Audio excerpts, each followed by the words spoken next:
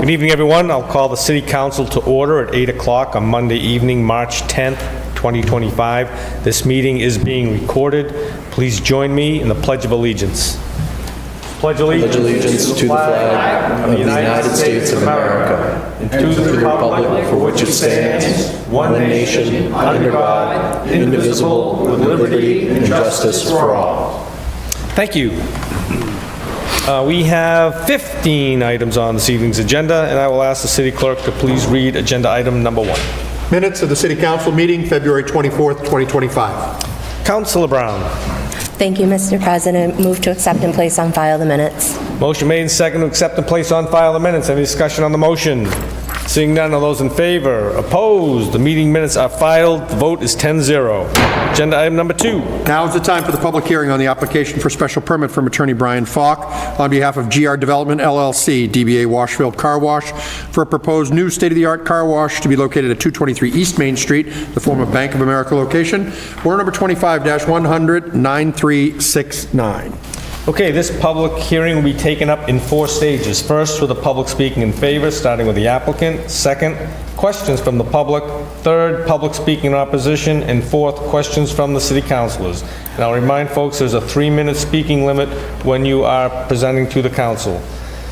With that, I'll open the first part of the public hearing, which is a public speaking in favor, starting with the applicant. Please state your name and address for the record, please. Thank you, President Ossing. Brian Falk, attorney at Myrick, 100 Front Street in Worcester, here on behalf of the applicant GR Development LLC, which is doing business as Washfield Car Wash. Also with me tonight is Jim Waterman, our executive vice president. We also have site engineer Luke DiStefano from Bowler Engineering, and our traffic engineer Bob Michaud from MDM Transportation. As was mentioned, we're looking for a special permit to construct and operate a car wash, 223 East Main Street. It's an opportunity to redevelop a vacant site and bring a modern automated car wash facility to the east side of the city. Mr. Clerk, do you have the clicker?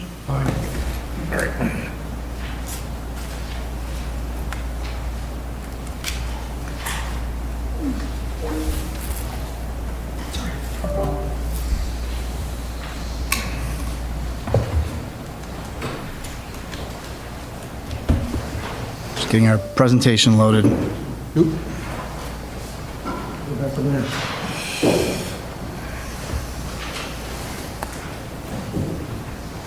Some technical difficulties, sorry. All those slides, Steve. We lost the meeting, sorry.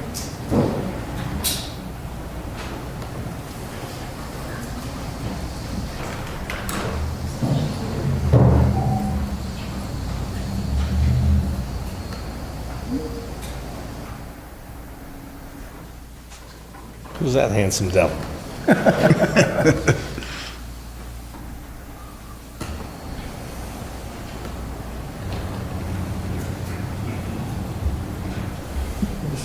Yep.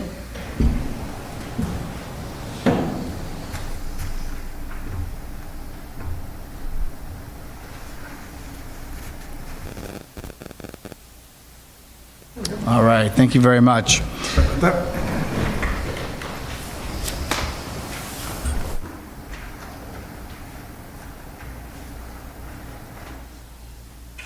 It's moving, it just takes it a minute to get there. Right? Got it, no problem. All right, so here we go. So this is our existing site, 223 East Main. It's a former Bank of America location, has a double drive-throughs designed that way. This facility closed in September of 2022, and it's been vacant since then.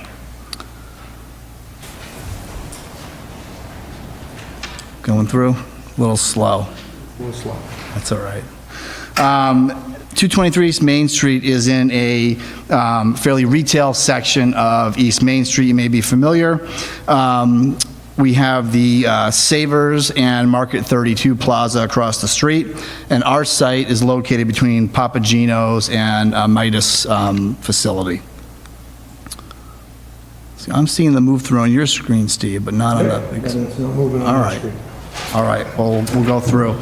So we're in the business zoning district. Business zoning district is fairly typical along Route 20 on the east side of the city. That district is fairly permissive with dimensional controls and use controls. There are a number of by right uses that are allowed at the property, including retail, office, and restaurant. Our particular use, car wash, requires a special permit in the business district, which is why we're here before you. So our site, once we are able to get the image up on the screen, our proposed site is fairly similar to the existing site layout, with the building towards the middle, largely on the same footprint and parking and access ways to the side. Hey, Brian, we'll take a 5-minute recess to Sure. reset things, so everybody take a deep breath, and we'll reconvene after we figure out our audio-visual items.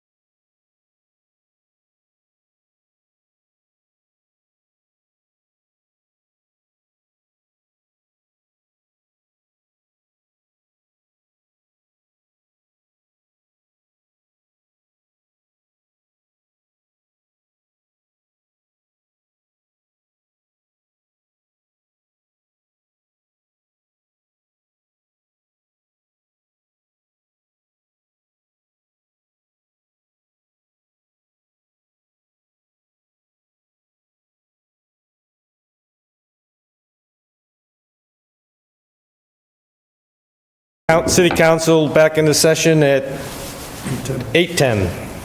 All right, thanks for your patience. So again, this is the current building, 223 East Main, former Bank of America location, closed in 2022. It's got a double drive-through right now, and it's been vacant since 2022.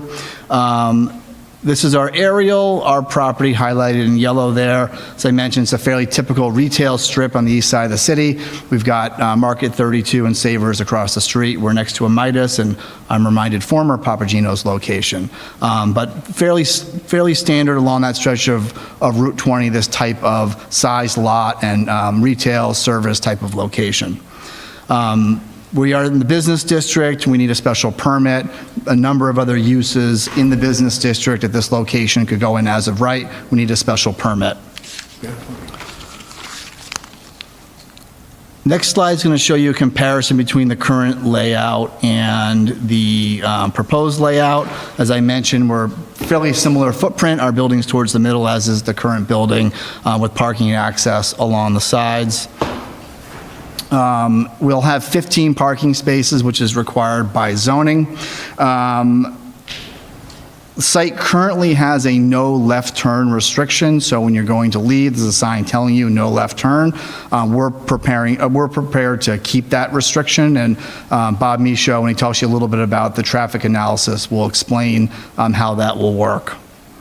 So just a couple images of what the site will generally look like. This isn't exactly our site, but this is the type of building that Washville brings in to sites, and this is what you would see at the Marlborough location. We will have 3 queuing lanes when you pull in, 3 different places where you can pay or show your membership card and move on to the car wash facility. You will see this when you first pull in, employee at the gate. We'll have between 3 and 7 employees on site at all times. This is not an automated do-it-yourself facility, although the car wash machinery is automated. We have employees on site to help customers and are there at all times, again, during operating hours. It's a modern facility, and just for a sense of how these work now, 74% of the water that's used is reclaimed gray water.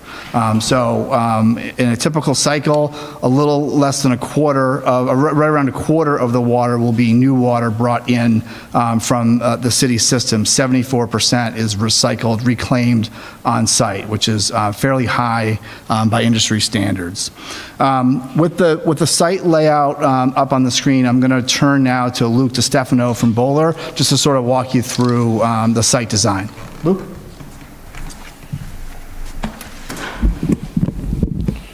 Good evening, Mr. President, members of the council. For the record, Luke DiStefano with Bowler Engineering, Westborough, Massachusetts. So, as discussed, this is a proposed raise and rebuild of the existing or vacant bank facility at 223 East Main Street here in town. As shown on the existing conditions plan, it's about a 2,800 square foot, 2-story bank located effectively in the center of the property, serviced by 35 parking spaces and 1 enter-only and 1 right-turn exit-only driveway. That site will be a complete raise and rebuild. We're planning to remove everything and then replace it with, as shown on the screen, a roughly 4,200 square foot car wash facility. As noted, that would be served by 15 parking spaces, which is the same amount required by zoning. Access to the car wash would be, again, via a single entrance-only curb cut and a right-turn exit-only curb cut. You would enter on the west side of the property, travel counterclockwise through one of 3 pay lanes, enter the car wash from the south, continue northbound, and then you would have an opportunity to either exit back out onto East Main Street or circulate back to the parking stalls. As you can see, there's a slight increase in impervious cover over the existing condition. It's about 3,000 square feet of additional impervious, but we will be, when we get to the site plan, full site plan design, we will have a comprehensive stormwater management system that will meet not only the City of Marlborough requirements, but the state of Massachusetts stormwater requirements as well. We will have a comprehensive landscape plan that we will show during that process as well. And then also all new utilities to the property.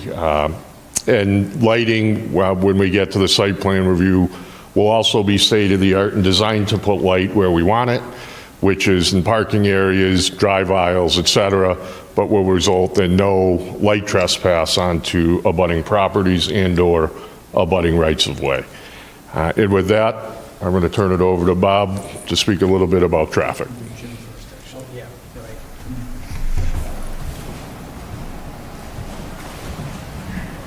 We're going to save Bob for last. We're actually going to bring up Jim Waterman from Washville to talk to you a little bit about the company. Hi, good evening. Thank you for the opportunity to present our project. I'm Jim Waterman. I'm Executive Vice President of Washville Car Wash. A little bit about us. I've been in the business since 1996. Washville started in 2019. We are a Connecticut-based family-owned enterprise. We are looking to expand rapidly in New England. Our brand represents the fastest, most advanced express wash concept here in New England. Express washes are a concept that provides fast, most economical, environmentally friendly car wash facilities, and we currently operate 23 facilities here in New England. Like I said earlier, our brand is expanding rapidly. We're excited to be able to have an opportunity to create a location here in Marlborough. We strive to be really great stewards with every community that we develop in. Not only do we strive to deliver amazing experiences to our customers, we also make a positive impact in each community that we're in. We strive to create jobs for local people. Currently in Massachusetts, we employ over 70 people.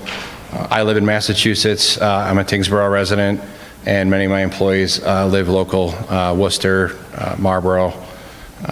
We have employees all over the Massachusetts area.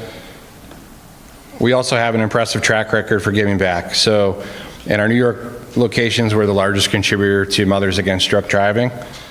We also have donated tens of thousands of dollars in efforts to raise monies for charities and local families in need. At our main locations, we're a big part of the WISH campaign, helps give back to local families in need that are nominated. We support local youth sports team. In Tingsboro, we're a big part of the High School Booster Sports Club. In Nashville, we just recently helped a local charter school with fundraising to supply them with much needed supplies for the kids. Being a business owner here in Marlborough, we will, if they give us the opportunity, we'll connect with organizations, community events, what Washville wants to be part of. Out in Western Massachusetts, we partnered with Lorraine's Food Pantry. We also worked with Big Brothers Big Sisters down in Rhode Island, and we did a huge campaign for Toys for Tots and some veteran outreach stuff in the state of Maine. We're currently members of more than a dozen chambers of commerce across our portfolio. So we sell clean. That's our business. Our policy is to always keep the site clean. We pride ourselves on our appearance, our presence, our service that we provide our customers. As part of the community in our daily operations, we ensure that our sites are always well kept, in compliance with all neighborhood regulations, and always attended by a trained staff for a smooth and efficient operation. We are open from 7:30 to 7, Monday through Saturday, and 8 to 5 on Sundays. Thank you. Thank you, Jim. Thank you, Council President and council members. For the record, Robert Michaud, Managing Principal of MDM Transportation Consultants based here in Marlborough, Massachusetts. What I'd like to do is really just hit the highlights of the assessment that we've done to date. We've got a lot of experience with car washes. I happen to travel along this section of Route 20 regularly, every day, actually, so I'm very familiar with this particular stretch of road. In September of this year, we've gone out and inventoried actual traffic conditions. You'll see the relationship of the site to what everyone knows to be the signal very close by, as well as the additional signal at Hosmer. The project itself is a car wash facility, has some pretty well established or known characteristics that we've measured at locations both here in Marlborough as well as the town of Shrewsbury for comparison to other facilities, including Washville. We know that these facilities generate between 30 and 60 customer transactions per hour. That varies by time of day. We also know that the site has historically generated traffic as a bank use, and the relative change in volume to the historic use as a bank is measured as a relatively modest number of trips. As you'll see on the board, there are essentially about 20 additional inbound or outbound trips that would be generated over the course of a typical hour by a facility like this. We take a snapshot of what those volumes look like as they're distributed on the roadways. We believe that about 60% of this volume is going to be coming to or from the east, and the balance is going to be coming from the westerly portion or back to the westerly portion of Route 20. There's no single location that's going to sustain an impact of more than about a vehicle every 2 minutes or so because of this project. So it's not a high-impact traffic project per se, depending on which, I think I hit the wrong button, which hour of the day we're looking at. But as we begin to focus on the site itself, we have solicited input from the various departments, and we've taken a very good hard look at access and making sure that the access is designed in a way that is consistent with MassDOT criteria. This is a MassDOT jurisdiction roadway. It will be subject to Mass DOT permitting, including the restriction on the left turn that currently exists on the easterly exit driveway. That restriction will be retained. But the curb cuts, as they stand today, will be modified to a more current standard, ADA compliant, with appropriate signs, as you'll see on this drawing. We also know, beyond the access itself, that the facility has ample queuing facilities to be able to easily accommodate even the highest season peak hour level of activity. And you'll see the three inbound transaction lanes, one of which is going to be staffed by a member, and the two additional that will be essentially a card or fob reader type transaction will allow for queuing in multiple lanes before they merge and go through the single lane tunnel. As it relates to circulation on the site, we have also taken a good look at the needs for fire access and circulation. We've done modeling of the city's tower vehicle to ensure that it can easily access and egress the property directly from both driveways. This is a representation of that swept path near the driveways. And we've also looked at the ability for that same larger vehicle type to be able to travel behind the site and to exit again. And we're pleased to say that all of those swept paths are accommodated based on the design that's being put forth here. So we look forward to a more detailed assessment under Urban Affairs, and I'll hand it back to Attorney Falk. Thanks, Bob. Just wrapping up, in addition to this special permit, Bob had mentioned we need a Mass DOT permit for the curb cut changes, which again, they're going to be the same locations, but just modernized to current standards. At the city level, we'll also need, following a special permit, site plan approval from the city site plan committee. We met informally with the site plan committee back in December to discuss the project and get comments and feedback. When we met with the committee, Bob had not completed and submitted his traffic analysis, and we believe most or all of the committee's questions at the special permit level have been addressed both in the traffic analysis and also in the updated site plan that you received with this application. Certainly additional details about the site we'll deal with the site plan committee when we file formally with them, but also in working with the Urban Affairs and Housing Committee. As I mentioned earlier, there are a number of high traffic uses that could occupy this building by right in the zoning district, and we think that this is a good alternative and a good fit as a special permitted use. We look forward to working with the council and the Urban Affairs and Housing Committee, and look forward to your questions tonight. Thank you. Thank you, Attorney Falk. Any other members of the public speaking in favor? Any other members of the public speaking in favor?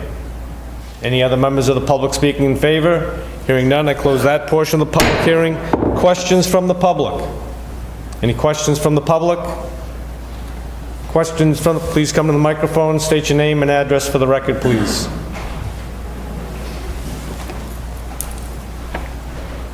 Hello, my name is Elvira Watson. I live at 43F Curtis Avenue. And my question is, how is that going to benefit us residents who are located right behind the future-built car wash? Sorry, and another question about the air pollution with all the cars that are going to be coming to our areas to use that car wash. Sure. So, I mean, in terms of benefits to residents, I mean, I think it's a modern design. It's a built site. We're not cutting down trees and taking away natural areas. It's an existing built site available for a number of uses by right. We think this is a compatible use with the area. In terms of vehicle fumes, they move through pretty quickly. Obviously, this is a busy roadway. There are a number of vehicles there anyway. Virtually all of our customers are going to be in that vicinity of the city anyway. But this is a quick moving operation by design. So there won't be cars sitting there idling for a long period of time. They'll move fairly quickly. May I just make a statement? If you want to speak in opposition, that'll be the next part. Oh, okay. If you have questions, we'll take, this is the part for questions right now. You can come back up for the opposition part. Okay, thank you. Okay, you're welcome. Any other members of the public with any questions?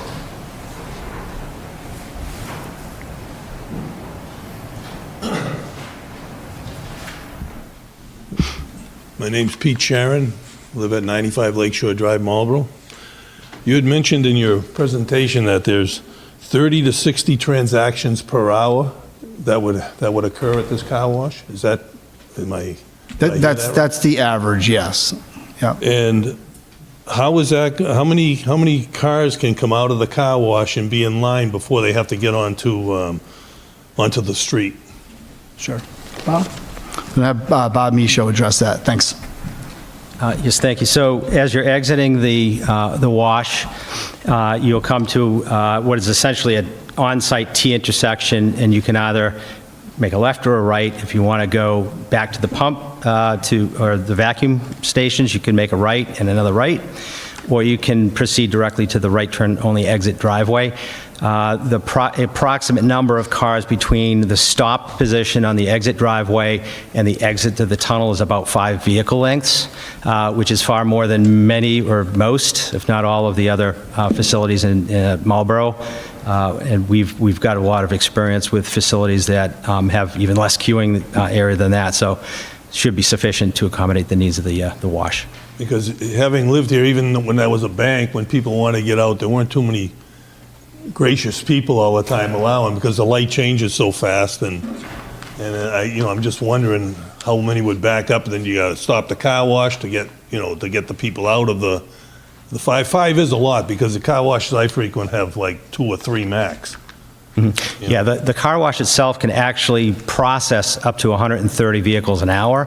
It has a much higher capacity than the actual demand is, and there are controls within the facility itself that would actually stop the wash if that ever did happen. In my personal experience, and we've done a lot of these facilities, that's never happened, and there are many facilities that have less queuing space between, in this case, Route 20 and that tunnel. So there are plenty of safety features to accommodate that. Does this parcel actually abut the car wash right behind it? I don't know if it has immediate adjacency, but it is nearby. Okay, thank you.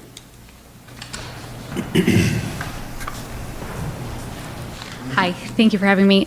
So I represent one of the property owners at 41 Curtis Ave, and we have a series of questions, so I'll try to run through them. Name and address, please. Yep, so my name is Leah Owen. I'm the property manager for 41 Curtis Ave. So there's a realty trust that owns it, and I help them with their properties. They sent me as a... Thank you. Thank you. So We heard a little bit about the stormwater drainage. There are existing issues with Curtis Ave already flooding, and especially with the ice this season, there was a lot of water and then ice that made it unsafe for pedestrians, drivers, etc. There is the existing abutter that is a car wash that had issues with their drainage. I'm wondering if we can just get some more clarity on that, or beyond the nice environmental elements of recycled rainwater, what happens to the water that you used after the car wash? Sure, I can turn to Luke DiStefano from Bowler, but just in summary, we're redoing the entire stormwater system to modern standards, which are not the case right now.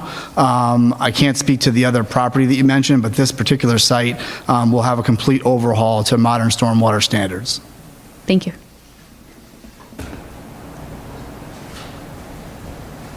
Okay, and then we heard about the hours of operation as well. What happens on the property after those hours? Because there are some noise complaints in the neighborhood, there's some light complaints in the neighborhood, so we're just curious, when it's not open for business, are the lights on? Are there people there? What's the security like, et cetera? Sure, and again, if Jim's got more details, I certainly turn to him. I mean, when it's shut down, lights are off beyond what is necessary for safety, and this is a brand-new facility. We'll have security system in place. And again, the hours that Washville uses for its New England locations are 7:30 in the morning to 7 at night, Monday through Saturday, and then 8 to 5 on Sunday. Cool. Thank you. And then the last, I guess, is almost more of a comment, but we have mentioned that there is an existing small business that has been there for years. Has any outreach from the council or from the city been made? Have we done anything to help support them so we're not putting two businesses right next to each other that directly compete and may put that small business that's been there for a while out of business? I mean, certainly some of the questions are directed at the city that I can't answer. Sure. But from our perspective, they're two completely different products. Okay. There are any number of people that wouldn't ever put their car in an automated system no matter what. Council President is raising his hand. There are many people that would prefer to just do it themselves, and they wouldn't go here other than to maybe vacuum. They wouldn't be using this facility because they will have no involvement in the car washing process at all. Many people would prefer that, just that, not to get out of their car or get wet. So from our perspective, they're two completely different products that are really complementary of each other. And that's our take, but the other questions you had, I think, are better directed at the city. Okay, excellent. Thank you very much. I appreciate it. All set? We're all set. Yeah, I just wanted to make sure that I was thorough with the list they gave me, so I appreciate your time. You good? Thank you very Okay, much. thank you very much. Good evening. I'm one of the business owners at 216 Maple Street. It's been serving the community for over 40 years. Okay, name and address? 216 Maple. No, your name. Oh, Matthew Paisner. Thank you, Matt. you. I have a question about parking on the site based on the parking requirements. I was curious, what is the required parking spaces on the location? It's 15 is required. Okay, and have you guys confirmed that the city of Marlborough will accept vacuum spaces as parking, considering that when customers are using vacuums, generally that takes away from the required parking on site for staff as well as for customers? I know in several of the cities where I've done permitting, they've not allowed me to use vacuum spaces as to count towards the parking requirement. Yep. The building commissioner, which is the zoning enforcement officer, he's seen our site plan and signed off that the required number of spaces are being provided on the site plan. Got it. Can you also speak to, I know you spoke about average vehicle volume, but can you speak to peak volume in terms of peak days or peak hours? I think you said the car wash could do approximately 130 cars per hour at its max capacity. I'm just wondering if you want to touch on that. Sure. I'll summarize. I'm going to turn to Jim to talk about the operations, but our average is 30 to 60 per hour. That doesn't mean that they're all going to be on the site the entirety of that hour. That's if you sat there and counted from 6 o'clock to 7 o'clock, that's the number of cars that you would see on average, 30 to 60. It was mentioned the facility is designed to do 130 an hour, which just about never happens on the busiest days. But Jim, if you could just talk a little bit more about the operation. Mr. Paisner, you also operate express washes as well as we do. So I think you probably already know the answer to your own question. We do 130 cars an hour would be our peak demand. I think we've represented through our traffic study what our average output and throughput would be Monday through Saturday. I don't know what other question that I can elaborate more on that maybe you're, I think the reason I was clarifying is because having had a car wash that served this community for over 40 years, I can speak to the fact that we have numerous days where we have over 125 vehicles per hour, in excess of 1,000 vehicles per day. Even in low peak volume, we're at approximately 400 cars per day. And I just wanted to make sure that we were all on the same page with accurate volume data, considering your site is equivalent to some of the existing car wash properties in the neighborhood. yeah, we feel that our facility, the way that it's designed, and especially with the other 23 locations that we operate in New England, that we'll be able to handle the capacity without any kind of interruptions or disturbances. Understood. And I assume during the traffic study, you guys counted the number of times a day that the traffic backs up in front of the ingress and egress curb cuts of the site? We actually took empirical data. So we took data from our current sites, and we also took them from other locations in the area. So we were able to take our data and make it very accurate for our study. Okay, I'd like to respectfully request that City Council consider a peer review on that traffic data, given what I've already heard from numerous neighbors in the neighborhood about the amount of times that the traffic does back up and how hard it is to get off the site as an existing operator in the neighborhood who is speaking to the amount of car wash volume that we actually see. Obviously, I respect the City Council's decision, but I think that I would strongly take that under consideration. Additionally, I wanted to ask about it, with it being in the historical overlay district, has there been any effort to preserve or match the integrity or requirements of that zoning? I'm not sure what historical district you're talking about, but in terms of any obligation to preserve this building, nobody would have it. We're not the property owner, we're a car wash operation, so this is a site that's for sale. And Right, so the existing bank building was built in 1910. Maybe I overlooked it, but when I looked at the zoning map through the city of Marlborough, it said that the existing property falls within the historic overlay district and certain compliance is required in the historic overlay district. Particularly, it addressed if you're seeing a change of use that increases at least 10% trip volume to the site. Numerous requirements are triggered on the curb cuts, as well as a number of requirements on the integrity of the architectural design. It didn't look like that was accounted for in the presentation. Yeah, I think those are site plan review threshold criteria that you're talking about, and we absolutely need to go through professional site plan review following the special permit process. Okay, thank you. I have no further questions at this time. Thank you, Matt. Any other members of the public with questions? Any other members of the public with questions?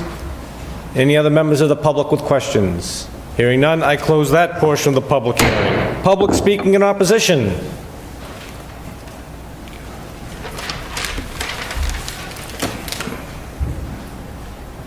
Hi, again. My name is Elvira, 43F Curtis Avenue, and I oppose this building to be built and this business to be run because I'm a nurse. I work early hours and late nights, and I have a small child right now who's growing, and this gonna increase the traffic into the area more, which it already has more traffic, and it will prevent me from having a full night's sleep or a full day sleep when I'm working late nights. And it's not going to benefit me with this modern facility because I can use other facilities that are not in a close proximity to the buildings that people live in. And yes, thank you. Okay, thanks, Elvira. Any other members of the public speaking in opposition? Thank you, City Council. Matthew Paisner again, 216 Marlborough Street, Scrub-It-Up Auto Wash Centers. All right, so I just wanted to make a couple comments about opposition after getting my questions answered. As a longstanding member of the Marlborough community, I'm a third-generation family business owner. Our car wash has served the Marlborough community for over 40 years. I'm also a past president of the New England Car Wash Association, I've worked extensively with municipalities across the Commonwealth on traffic impact studies, environmental best practices, as well as operational safety for car washes. So some of the concerns I just wanted to bring to the City Council's attention today. The proposed site is located, as we know, on a heavily trafficked section of Route 20, adjacent to the existing Curtis Avenue car wash. Based on real car wash volume data from Scrubber Marlborough and comparable sites, we believe that this is not a safe location for the city, that even in off-peak days, the site is going to generate volume that could be potentially hazardous to other vehicles traveling on the road and prevent vehicles from exiting the site at reasonable times. However, the existing 2 lanes of traffic traveling towards Curtis Avenue additionally don't really have capacity for additional stacking based on congestion from the site. And since the site is on a hill, I know that there can be increased water runoff from vehicle chassis as they exit the car wash onto an already congested decline section of East Main Street. I understand there is ample room on the site. I have no issue with the engineers. I actually have the utmost respect for the engineers and the team on this project. I do also want to bring to the City Council's attention that there's currently 6 existing car washes within approximately 2-mile radius of the proposed development. Curtis Avenue Car Wash directly abuts this site at 27 Curtis Ave, along with other neighboring car washes, Pro Clean, Prestige Car Wash, Scrub Up Car Wash, All Town Car Wash, Gulf Station Car Wash, also in less than a mile on the same road. All of these operators have spoken with me as a past president of the association about their concerns of oversaturation in the marketplace. Now, this is a key concern nationwide because what we're seeing is private equity-backed companies have zero regard for communities and are overspending to build on top of existing businesses. While Washville may be a family-owned business, they have private equity partners and venture capital partners. They're out of Long Island City, New York. It should be noted that they don't have the community of Marlborough's best interest at heart, in our opinion. Furthermore, we believe that the over-permitting not only leads to saturation, but it doesn't align with the comprehensive plan for the city of Marlborough in terms of what's been outlined for the future based on urban planning goals. The Washville site does not assure protection of public safety, convenience, health, welfare, or comply with some of the zoning code items that I brought up, which I guess will be covered during the site plan review. Hey, Matt, your 3 minutes are up. We do have. So I'll finish right now. So after consideration of the materials and presentations, I just want to make it clear, I do support the development of other car washes in communities. I regularly participate in new investor seminars and I encourage healthy competition, but building on top of existing car washes is not healthy nor respectful, as well as not aligning with some of the concerns and traffic safety risks in the community. So I think given the aforementioned, concerns around safety, noise, absence of an unmet community need, oversaturation. Okay, Matt, we got the point, Matt. Thank you. Rejecting the special permit. Thank you. He can have my 3 minutes to finish his thought. Please consider that. Any other, doesn't work that way, but thank you. Any other members of the public speaking in opposition? Yes, I will continue. You've already spoken, ma'am. Yeah. You've already spoken. Next up. Hi, good evening. Nick Gialusis, 27 Curtis Ave.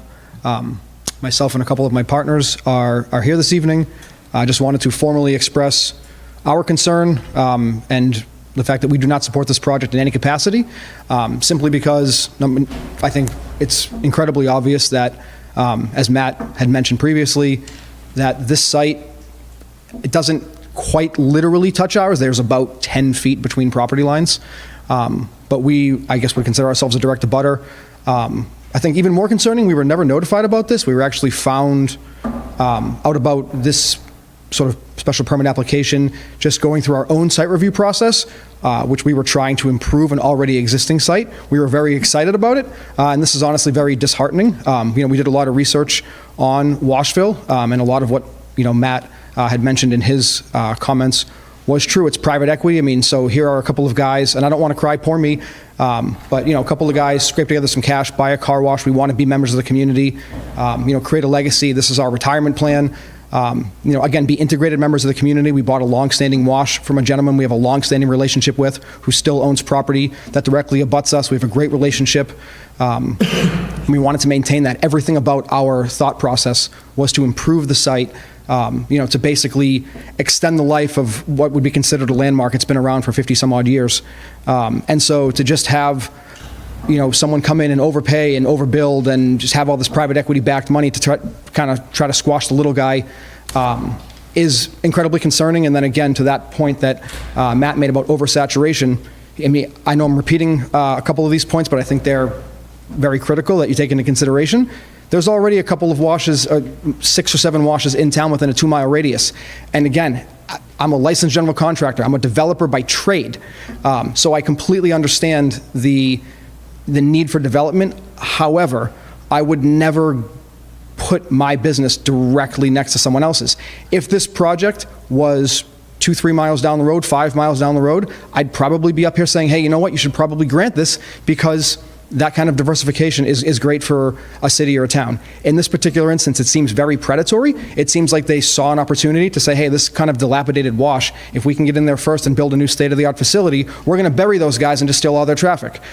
We also know that they've made it a point to go to other existing washes and actually grab customers standing at vacuum stations and say, hey, if I build a new wash over there, can we steal you from there? If we give you a better deal, can we steal you from there? And that just doesn't sit well. We are honorable men. We all are here together. I mean, there's other car washes in town that we would consider to be competition, right? Matt would be one of them, as well as, Ronan from Prestige and all the other gentlemen and individuals involved. So and I'm speaking quickly because I only have 3 minutes. I'm trying to be mindful of that. But the fact that we all collectively say, hey, you know what? We're all friendly competition, but we all understand that we can coexist, but this is where the line is being crossed, I think is why we're all here today. So with that, I thank you again.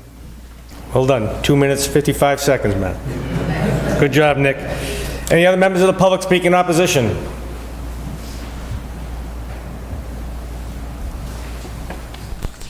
Hi again, thank you. I'll be quick. I won't be as articulate as Matt. I am Leah Owen on behalf of Realty Trust at 41 Curtis Ave.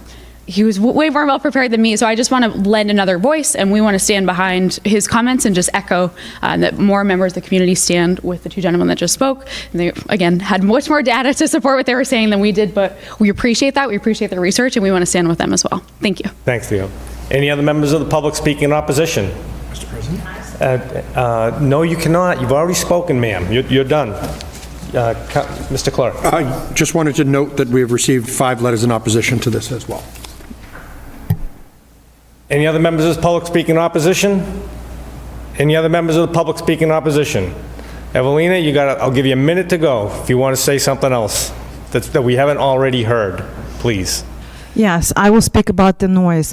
This current car wash that the gentleman works, and that car wash brings a lot of noise. I've had classes over the summer and try to study and try to manage my clinical hours that are run from 4 a.m. until like 3 p.m. And this was insane for me as a young parent, as a parent to a young child. Combine all my studies and parenting. It was extremely difficult to maintain my lifestyle. If that car wash will be added, that will be more difficult for my life, and I'm very sad today because none of the other people who live at Curtis Avenue showed up here to stand here and speak against that business to be built right next to us.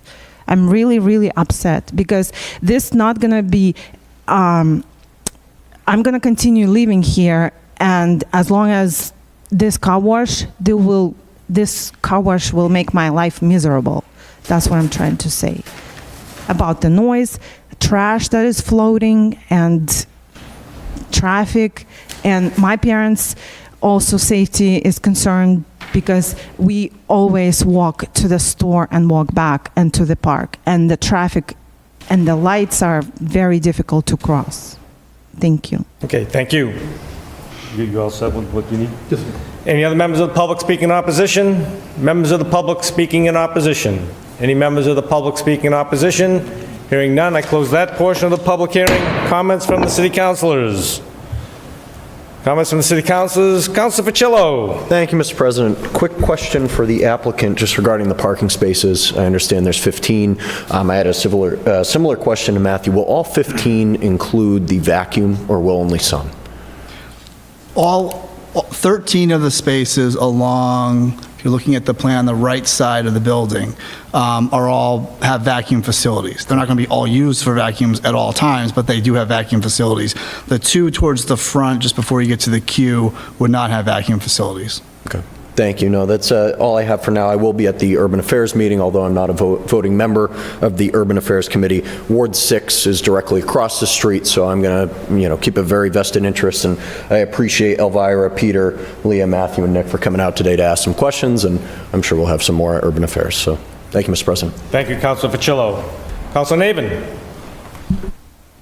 Thank you, Mr. President. As alluded to, I've saved a lot of questions for Urban, but one question regarding the traffic plan, or really just existing traffic conditions. Is it permissible currently if you are traveling westbound on East Main Street to take a left into that site? Yes, that's permitted. And it is your plan to keep that as a permission? We would. I don't know how we would control that. I mean, I suppose the layout of the current right in heading eastbound could be designed that way, but I don't think it would work well. It'd probably have worse impacts further down the street. But to answer your question, yes, you can currently take a left in, and that is the plan to continue that. I would recommend considering what other options are available, because traveling there when the sun is setting and it is already difficult to see people trying to get into Midas or trying to get over into Pizzarella, that is often a choke point that there are accidents at. Thank you. Thank you. Thank you, Councilor Navin. Councilor Oram. Thank you, Mr. President, and I do concur with Councilor Navin. I was going to ask that same question. We'll review it in Urban Affairs and see where we're going with it. My concern would be the same. On the trip generation information we received, it notes at the very bottom on the reference, second reference, based on transaction data from an operating car wash at Marlborough located at 216 Maple Street. Presume that's Scrub-a-Dub? Yes. Okay, and on that, when was that generated? Because my question is, during high peak times such as after a winter storm, which we had quite a few of them this year, it's amazing how much traffic is going through or trying to get out of that facility. Do you know when that was taken, that data? I'm going to have Bob answer that. Thank you. I don't have the exact data with me, but we've got data from, I believe, September of 2 years ago for that facility. Shrewsbury was about the same time frame. We've also got empirical data for other wash facilities, including what used to be Green Machine here and is now Prestige. And what we see as a trend, and we've done work with some of these operators as well, hello, Matt, is that the peak season would be spring, when people want to get the pollen off their car, or during certain periods in the winter when they want to get the salt off of their car. And what we see as a trend is that Saturdays tend to be a peak day, and those peak transaction periods at their highest levels can be as high as about 100 transactions an hour. Sometimes even 110, depending on the location of the facility and the proximity of other uses. These facilities are designed to accommodate that type of activity. And so we're comfortable, based on our own experience with many facilities in the Commonwealth, that on-site queuing is absolutely not an issue. In fact, this facility has more queuing than any of the other facilities in the city. So it will be well contained within the property. It will be subject to Mass DOT review and approval, and any restrictions that DOT sees fit, whether it's, of course, the left turn restriction, which is currently in place, or potentially a left turn entry to the extent that DOT sees that as a safety issue. My own experience with traveling this section of road every day is that I understand I used to go to what used to be the Papagino's, now Pizzarella. I was a customer of this bank when it was open. I've never personally had an issue at any given time getting into these facilities for that particular movement. We know, and this is an urban affairs detail, that our analysis shows that this signal works at a very high level of capacity. On a scale of A to F, it's at a C, which is well below how a constraint. So it works very, very well. It's typical to see a car queue of about 4 to 6 vehicles here on average. If queues are longer than that, they dissipate very quickly. So there is absolutely ample capacity for this type of an operation at this location. And as Attorney Falk had mentioned earlier, there are other uses that by right could be provided here that are as intense as what we're talking about. But this operator takes this to heart, wants to make sure that they have a safe operation. I own a business here in Marlborough. I have for 22 years. I want to see it work well from that perspective as well. And if I may, on that note, you said they're geared or set up to handle the overload or high capacity. How are they set up to handle high capacity? Sure. The belt speeds, if you will, tunnel speeds can be adjusted. They're variable. So depending on the needs of a particular day, that speed can be upped, if you will, to reduce the amount of time that customers might be waiting in line to go through the tunnel. They were also equipped with safety features, so to the extent a car in front of you is not moving, the tunnel will shut down. So whether that's in the tunnel or upon exiting the tunnel, if someone's behind that car, there's an automatic shut-off, if you will, that would control that. Thank you for your information, and that will be helpful when we review in Urban Affairs. If you have any additional information on high peak versus September, that would be very helpful. Sure. A couple other questions. The vacuums, are they on only during operation, or can you pull in there at night and use the vacuums? No, they're not operative when the business is not open. Okay. So it's not a 24-hour operation. So it's not like I can pull in after operations and use the vacuum. And then the other question is noise. We've heard the constituents asking about noise. I sometimes will be down on the other side of town, not at Scrub-a-Dub, but further down where they have an open door, and it's amazing how much noise comes out. When I'm over at Linguini's, it sounds like it can shock you, the noise. So I'm going to be asking lots of questions on noise and how noise will be prevented, because it can be very loud, as I know from just 2 weeks ago when I was down at Linguini's. It's amazing how much noise they make. So I'll need that information. You can wait till Urban Affairs. My major concern outside of noise is the runoff that comes off cars, the drip, and especially as it was just mentioned, we're on a hill. We're on a hill with a traffic light. So I'm going to be very interested in seeing what your standard operating procedures are to prevent any accidents, especially from runoff from the cars when they leave, as we've seen this winter on very cold days. If you want to answer it now. Yeah, I'd be happy to. So a good amount of water is left in the tunnel facility itself. There is a little bit of runoff. We do provide a drain in our exit pad that provides us about 35 feet to catch any residual that may be falling off the vehicle. Operationally, we keep a salt log, we have cameras, and all of our folks know that during business operations, they have a regular operation routine where they have to salt our exit pad all the way out onto the road to prevent any kind of icing. How about on Route 20 itself? Well, that we wouldn't be able to do.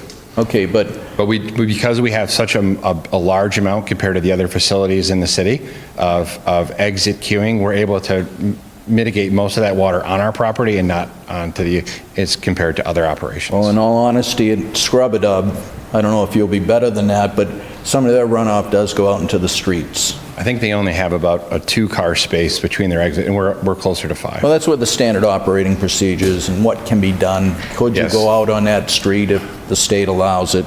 So I'll be and then on the noise, if I can address that, please. By all means. So we actually have a special noise mitigated dryer. It's designed to create low noise and low impact, not only for our employees on the site, but also our neighbors.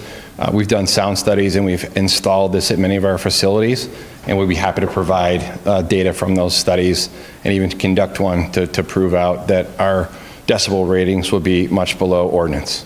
Yeah, I'd be very happy to see that information. Yeah, Again, absolutely. urban affairs is where all the work gets Sure done. thing. But that'd be great to see your noise mitigation plan. And the question was asked about the information on Route 20 turning in from the westbound lane. And that's pretty much it for me right now. You've answered how many cars you can handle per hour.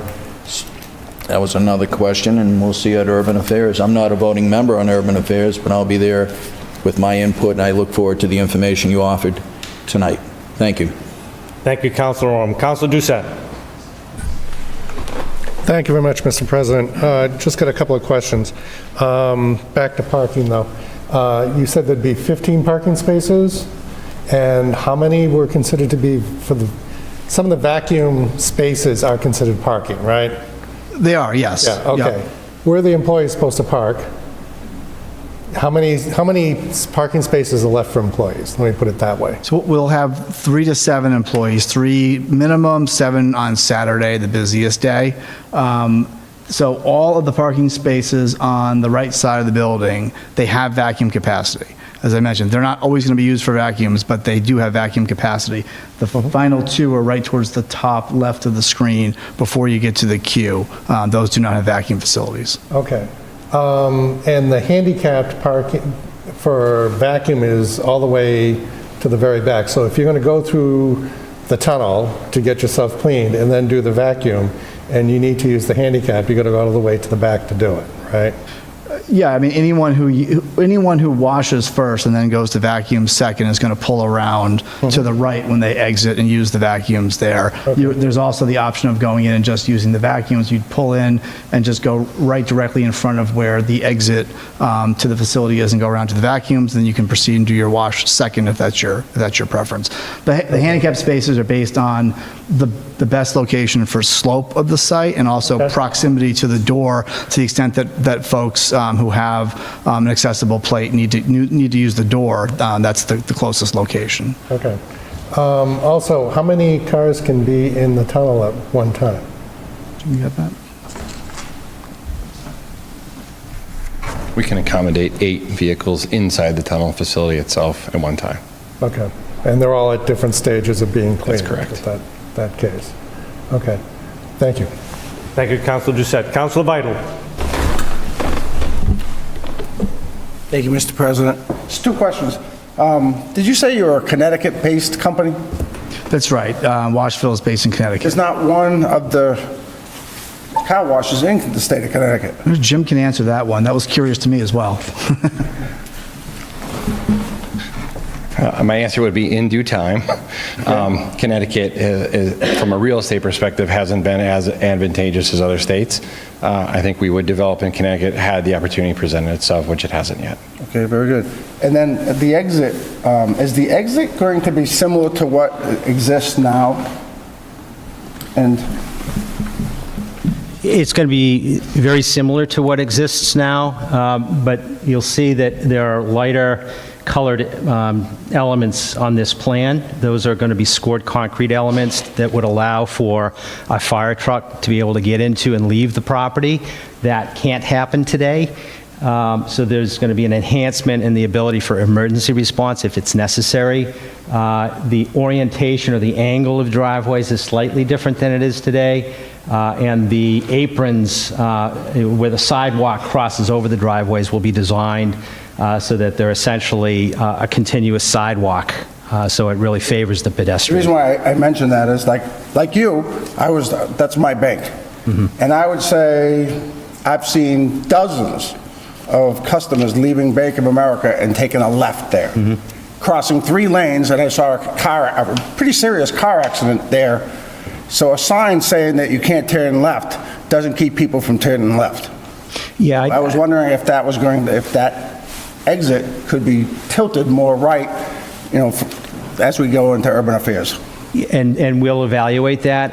It won't be substantially different than what's presented, I'll be honest about that, but there are ways and means of controlling, physically restricting left turns on state highway that can be discussed, that would be subject to DOT review and approval. Thank you. Thank you, Councilor Vital. Any other questions from the councils? Councilor Preciado. Thank you, Mr. President. Thank you for being here, and thank you for the residents that have spoken. We will be taking your comments into consideration, especially at Urban. So I also am just a little bit worried about parking spaces, especially during peak times. If you will have 7 employees on, that leaves 8 parking spaces available, and you're churning out 130 cars an hour, right, you said? The facility is designed for that. We're thinking worst case, it's between 30 and 60 per hour, 60 being the heaviest day. That's what we expect. That leaves a lot of cars, right, waiting to vacuum, or, you know, if they choose to do that. So that does I think that does worry me a bit. The constant traffic on Route 20, I think, is going to be a major issue. That is, I think, quite a tricky entrance and exit. That particular section is, you're just coming off the hill, right? I mean, you going up the same way. Like Councilor Navin mentioned, it's hard to see, sun's in your eye, so it is a tricky spot to navigate. That's something that I'm going to take into consideration at Urban as well. And there have been quite a few repairs on that section of Route 20, I believe, right? So I think that might be something to look into as well. That does cause quite a bit of delays on that section, and we have quite a few of those types of repairs throughout the year. I would also like to see a more updated traffic study, if you guys could provide one. 2 years ago is quite a long time ago, especially on Route 20. And that's really all I have, and that's most of it for Urban. But thank you for being here. All right, thank you. Thank you, Councilor Preciado. Any other comments from the councilors? Questions from the councilors? Councilor Rowley. Thank you, Mr. President. Attorney Falk, as soon as you can get a draft permit, we can get it distributed to site plan so that they can get comments back to us and we can set up an urban affairs meeting. Again, thank you to all of the residents who submitted either a letter or were here tonight, and thank you to your team for your presentation. Thank you. Thank you, Councilor Rowley. Any other questions from the councilors? Questions from the councilors? Any questions from the council? Seeing none, I close that portion of the public hearing, the entire public hearing, and this is in urban affairs. Thank you very much. No problem.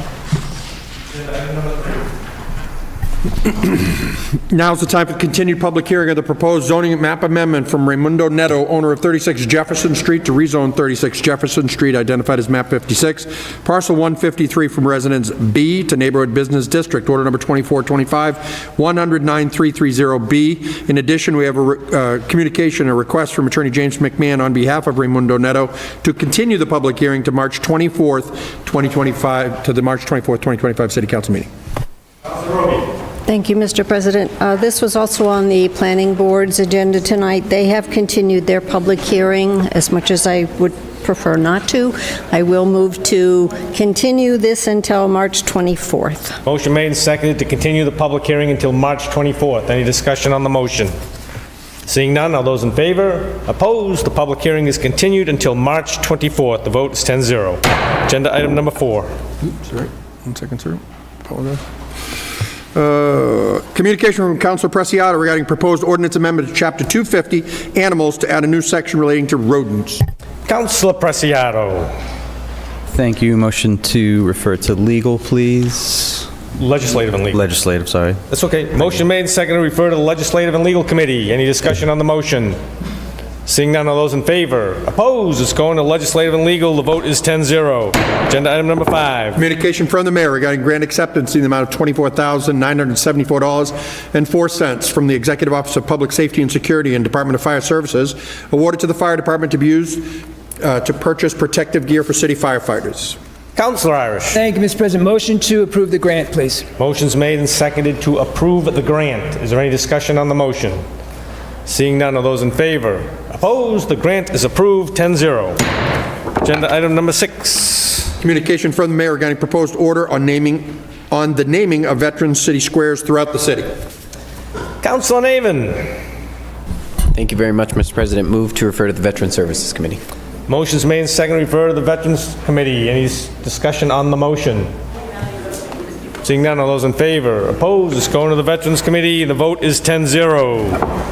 Agenda item number 7. Communication from Assistant City Solicitor Jeremy McManus regarding application for a special permit from Attorney Christopher Flood on behalf of Annabelle East Guillermo Secor to convert an existing 2-family residential property located at 30 Maple Street to a 3-family residential property. Order number 2425, 100-9298E. Councilor Roby. Thank you, Mr. President. Move this to agenda item number 15. Motion's made and seconded to move this item down to agenda item number 15. Any discussion on the motion? Councilor Doucette. Thank you very much, Mr. President. There's a lot of discussion about auxiliary dwelling units, ADOs, that are now available in the city. And can we take that up at number 15? Sure, that's fine too. Just so the council, we have a 10 p.m. deadline to vote on this item. So I'm going to ask if you're going to talk to be quick, otherwise it gets approved. But that's fine, appreciate it. All right, so on the motion to move this item down to agenda item 15, all those in favor? Opposed? It's going to number 15, votes 10-0. Agenda item number 8. Communication from Assistant City Solicitor Jeremy McManus regarding application for a special permit from Marlborough Maple Real Estate Trust for a drive-through window in an existing building to add a cafe at 420 Maple Street in proper legal form. Order number 2425, 100-9317B. Councilor Roby. Thank you, Mr. President. Move to accept and place the communication and to move the decision to agenda item number 14. Motion's made and seconded, accept and place on file the decision and move this item down to agenda item 14. Any discussion on the motion? Seeing none, all those in favor? Opposed? It's accepted and placed on file and going to item 14. The vote's 10-0. Agenda item number 9. Minutes, boards, commissions, and committees. Councilor Doucette. Mr. President, thank you very much. Motion to accept and place on file the minutes of the boards, commissions, and committees. Motion made and seconded, accept and place on file all the minutes. Any discussion on the motion? Seeing none, all those in favor? Opposed? The minutes are filed. 10-0. Agenda item number 10. Claims. Councilor Brown. Thank you, Mr. President. Move to send claims to legal, please. Motion's made and seconded to send the claims to legal department. Any discussion on the motion? Seeing none, all those in favor? Opposed? Claims are going to legal. The vote's 10-0. Reports of committees. Councilor Irish. Thank you, Mr. President. Finance Committee met on March 3rd, 2025. Meeting convened at 7 p.m. We had 2 items on the agenda that evening. First item was order number 25-100-9375, communication from Mayor Dumas together with a transfer request in the amount of $626,812.24 from PEG funds to the Marlborough Cable Trust to fund the operating and capital budgets of WMCT-TV for FY 2026. Chair Irish read the letter from Mayor Dumas and Director Mylar, stated there is a slight decrease in the operating budget, but a significant increase in the capital budget to fund technology improvements. Councilors discussed the history of the PEG, public educational and government access channels, and concerns for future funding as cable customers leave in favor for streaming platforms. Director Mylar explained that there have been bills before the state legislature that were filed but not adopted that would add 5% fees to streaming platforms to fund the cable television. On a motion by Councilor Orem, seconded by the chair, the committee recommended approval of the transfer in the amount of $628,812.24 from PEG funds to the Marlborough Cable Trust to fund the operating and capital budgets of WMCT-TV for FY 2026. The vote carried 5-0. Next item was order number 25-100-9358. Communication from City President Ossing with the proposed amendment to Municipal Aggregation Order, number 19-100-7578B. Council Ossing addressed the proposed amendment to Municipal Aggregation Order, number 19-100-7578B, and distributed a packeted title, Municipal Aggregation Order Enhancements, dated 3/3/25. On a motion by Councilor Brown, seconded by the chair, the committee recommended approval of the amended order. Vote carried 5-0. A copy of the amended order is attached in the Finance Committee report. The meeting adjourned at 7:37 p.m. Thank you, Mr. President. Thank you, Councilor Irish. Any other reports of committees? Reports of committees? Hearing none. Agenda item number 11. Order number 25-100-9360, the appointment of Douglas E. Philpott to the Zoning Board of Appeals for a 5-year term to expire from the date of City Council confirmation. Recommendation of the Personnel Committee is to approve. Councilor Navin. Thank you, Mr. President. Move recommendation of committee to approve. Motion's made and seconded to approve the committee's recommendation. Any discussion on the motion? Seeing none, all those in favor? Opposed? Mr. Philpott is approved of the ZBA. The vote is 10-0. Agenda item number 12. Order number 25-100-9361, the appointment of E. William Baker to the Community Development Authority as the tenant representative for a 3-year term to expire from the date of City Council confirmation. Recommendation of the Personnel Committee is to approve. Councilor Navin. Thank you, Mr. President. Move the recommendation of committee to approve. Motion's made and seconded to move the recommendation of the committee, which is to approve. Any discussion on the motion? Seeing none, all those in favor? Opposed? Mr. Baker is approved of the CDA. The vote is 10-0. Agenda item number 13. Order number 25-100-9362, the appointment of Ann M. Machin to the Council on Aging for a 4-year term to expire May 7, 2029. The recommendation of the Personnel Committee is to approve. Councilor Navin. Thank you, Mr. President. Move the recommendation of committee to approve. Motion's made and seconded to move the recommendation of the committee, which is to approve. Any discussion on the motion? Seeing none, all those in favor? Opposed? Ms. Machin is approved. The vote is 10-0. Agenda item 14. Order number 2425-100-9317B, application for a special permit from Marlborough Maple Real Estate Trust for a drive-through window in an existing building to add a cafe at 420 Maple Street. Recommendation of the Urban Affairs Committee is to approve. Councilor Roby. Thank you, Mr. President. Move the recommendation of committee, which was to approve. Motion's made and seconded to move the recommendation of the committee, which is to approve the special permit for the drive-through. Any discussion on the motion? Hearing none, I will ask the clerk to... Oh, I'm sorry. No. Go ahead. Ask the clerk to read the conditions. The City Council, pursuant to its authority under Massachusetts General Law, Chapter 40A, and the zoning ordinance of the City of Marlborough, hereby grants the applicant a special permit to operate one drive-through service window as shown on the plans filed, subject to the following conditions, which conditions shall be binding on the applicant, its successors, and/or assigns. 1, construction in accordance with applicable laws. Construction of all structures on the site shall be in accordance with all applicable building codes and zoning regulations in effect in the City of Marlborough and the Commonwealth of Massachusetts, and shall be built according to the plans as may be amended during site plan review. 2, compliance with applicable laws. The applicant, its successors, and/or assigns agrees to comply with all municipal, state, and federal rules, regulations, statutes, and ordinances as they may apply to the construction, maintenance, and operation of the project. 3, site plan review. The issuance of the special permit is further subject to detailed site plan review in accordance with the City of Marlborough Site Plan Review Ordinance prior to the issuance of the building permit. Any additional changes, alterations, modifications, or amendments as required during the process of site plan review shall be further conditions attached to the building permit, and no occupancy permit shall be issued until the applicant has complied with all conditions. Subsequent site plan review shall be consistent with the conditions of this special permit and the plan submitted, reviewed, and approved by the City Council as a special permit granting authority. 4, modification of plans. Notwithstanding conditions 1 and 3 above, the Site Plan Review Committee may make engineering changes to the plans so long as said changes do not change the use of the project as approved herein or materially increase the impervious area of the project, reduce the green area, alter traffic flow, increase the size, shape, or position of the building, or alter the fencing bordering the property as shown on the plans. 5, signs and awnings. The location and design of signage shall be reviewed and approved by the City of Marlborough in accordance with the sign ordinance of the City of Marlborough without variance therefrom, except as herein provided. No posters, graphics, lettering, or any other form of advertising shall be affixed to windows or hanging inside or in front of windows. 6, incorporation of submissions. All plans, photo renderings, site evaluations, briefs, and other documentation provided by the applicant as part of the application and as amended or revised during the application hearing process before the City Council and/or the City Council's Urban Affairs Committee, including exhibits thereto, are herein incorporated and become part of this special permit and become conditions and requirements of the same unless otherwise altered by the City Council. 7, hours of operation. The hours of operation for the restaurant and drive-through window shall not exceed Monday through Sunday, 5 a.m. to 9 p.m. There will be no 24-hour operation. 8, traffic signage and pavement markings. The location and placement of pavement markings and traffic directional signage shall be reviewed and approved by the City of Marlborough during site site plan review in accordance with the applicable rules and regulations of the City of Marlborough. 9, parking.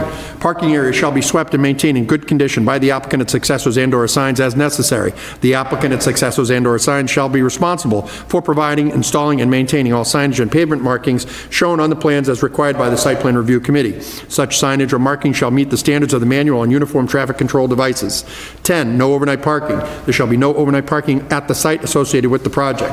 11, drive-through speakers. The drive-through window shall employ a pedestal speaker system, that automatically adjusts to the ambient noise so as to minimize the noise emanating from the speaker system to levels comporting with the noise ordinance of the City of Marlborough. The drive-through audio speakers shall not produce noise at the rear of the property line of the plaza, shown as map 93, parcel 67A on the assessors map of the City of Marlborough, greater than which would be allowed in a residential zone pursuant to the noise ordinance of the City of Marlborough. 12, deliveries. In order to mitigate noise concerns for residential abutters, no deliveries to the site by semi-trailers shall occur prior to 7 a.m. or after 7 p.m. Lighting. All lighting and illumination shall be in accordance with the requirements of the Code of the City of Marlborough. 14, landscaping. The applicant, its successors, and/or assigns agrees to plant and maintain in good condition the project's landscaping substantially in conformance with the plans as required by the Site Plan Review Committee. The applicant, its successors, and/or assigns shall comply with all landscaping requirements of the Code of the City of Marlborough. 15, trash.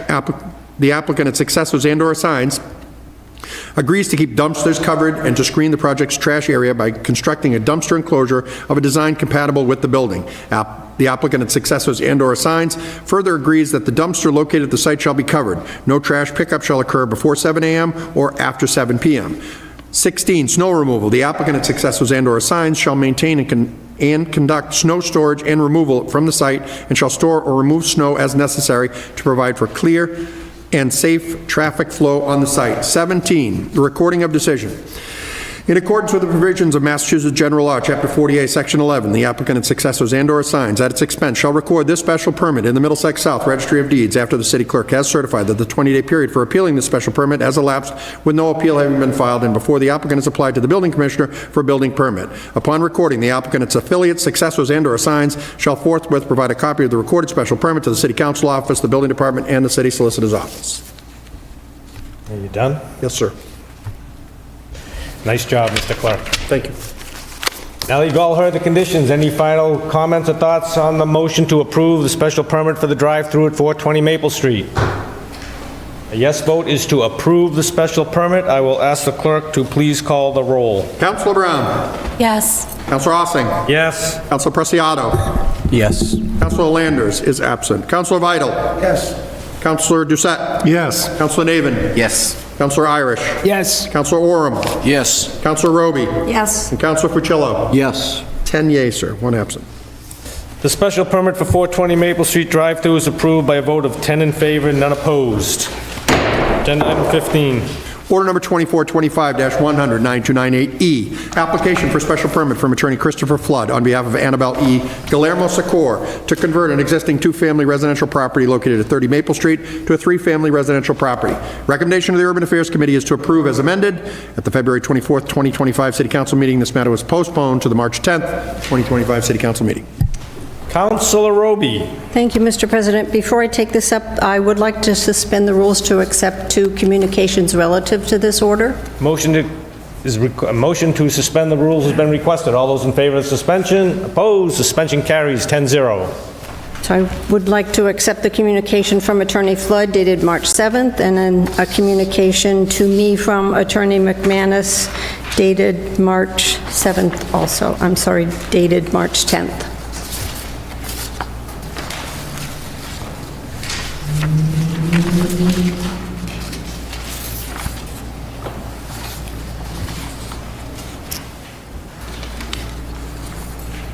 So those are, okay, so motion to approve the acceptance of the communication from Attorney Flood and the email from the solicitor, assistant solicitor to Councilor Roby, and you should all have those in your possession. Any discussion on the motion? All those in favor? Opposed? The 2 communications are accepted.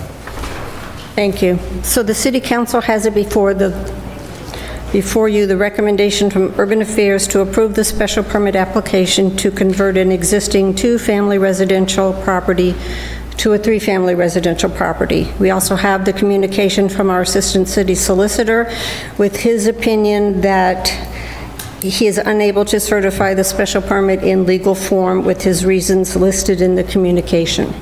Attorney Flood has responded with his arguments as to why he feels this special permit could be approved and also suggests it could be considered as a multifamily. I do want to discuss the response that our Assistant City Solicitor gave to the suggestion that it could be considered a multifamily dwelling. He cites City Ordinance 650-5, which defines a multifamily dwelling as, quote, "a dwelling including single-family attached units designed for or occupied by 3 or more families," end quote. And 650-18, which authorizes one or more multiple multifamily dwellings on a single lot. In his opinion, as this proposal presents two structures that each fail to be designed for or occupied by 3 or more families, neither structure consists of a multifamily dwelling, and the proposal does not qualify as a multifamily dwelling. So the council can only consider what is before us, the conversion from 2-family to 3-family. And as mentioned in the letter from Attorney McManus, the clock is ticking. It's getting closer, and we need to vote on this by 10 p.m. today. All special permits are referred to the city's legal department to make sure they are in proper form. I believe that regardless of the building commissioner signing off on the application, site plan's review of the project, or the Urban Affairs Committee's recommendation to approve, today we need to adhere to the opinion of the Assistant City Solicitor to deny. Therefore, I move to deny Order 2425-109-298E, application for a special permit to convert an existing 2-family residential property located at 30 Maple Street to a 3-family residential property for the reasons identified in the communication from Attorney McManus under Agenda Item 7, and to have the President sign the denial if approved. Motion's made and seconded. I'll open up for discussion. Councilor Doucette. Thank you very much, Mr. President. I agree with our legal aid assistants as far as the reasons why. This came up because of the ancillary dwelling unit law that was put in place. Wasn't necessarily sure how this all worked out, but it seemed to home down on if it's a single family, you can add an auxiliary dwelling unit. If it's a multifamily, you can't. And that seems to be where the general rule of this is going. They were trying to put an ancillary to a multifamily, so it doesn't look like that, that doesn't look like it works out. So I agree with the opinion of the lawyer, so thank you. Thank you, Councilor Doucette. Any other comments or questions from the city councilors? So again, I'll restate the motion. The motion is to deny the special permit for the reasons identified in the solicitor's letter, right, and to have the president sign the denial. Everybody in agreement? So a yes vote is to deny the special permit. Everybody understand? Everybody's clear? I'll have a clerk call the roll. So a yes vote is to deny. Councilor Fucillo? Yes. Councilor Oram? Yes to deny. Councilor Ossing? Yes. Councilor Irish? Yes. Councilor Preciado? Yes. Councilor Doucette? Yes. Councilor Landers is absent. Councilor Navin? Yes. Councilor Roby? Yes. Councilor Vital? Yes. Councilor Brown? Yes. 10 yeas, sir. 1 absent. The motion carries. The special permit is denied. The vote is 10-0. Councilor Navin. Motion to adjourn. Motion is made and seconded to adjourn. All those in favor? Opposed? We are adjourned at 9:28.